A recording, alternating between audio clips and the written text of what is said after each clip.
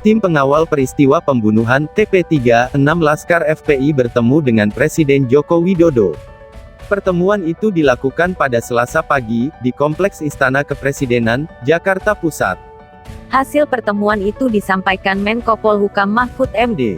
Mahfud menyampaikan TP3 meminta kasus tewasnya 6 Laskar FPI dibawa ke Pengadilan HAM. Yang intinya membahas satu hal pokok, yaitu terkait tewasnya Laskar FPI.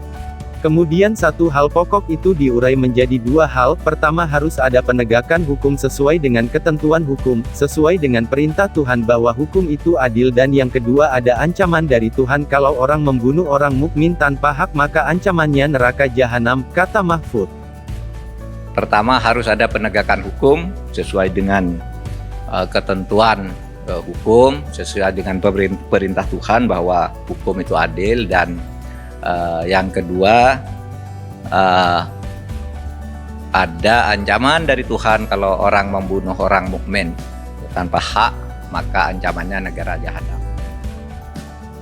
Mereka yakin telah terjadi pembunuhan yang dilakukan dengan cara melanggar HAM berat bukan pelanggaran HAM biasa sehingga 6 Laskar FPI itu meninggal.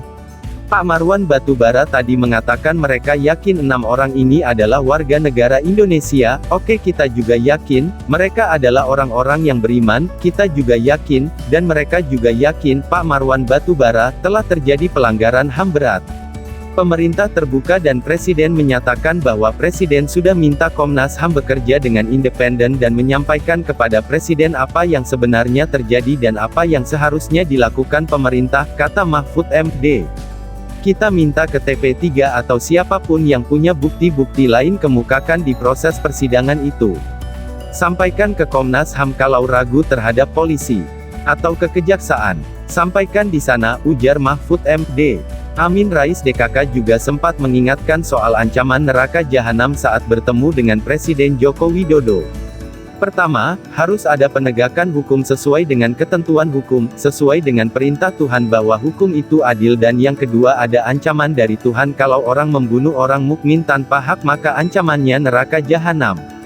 Hingga saat ini keluarga 6 Laskar FPI korban pembunuhan di KM 50 Tol Jakarta Cikampek masih terus memperjuangkan kebenaran dan keadilan terkait tewasnya para pemuda pengawal Habib Rizik Syihab itu.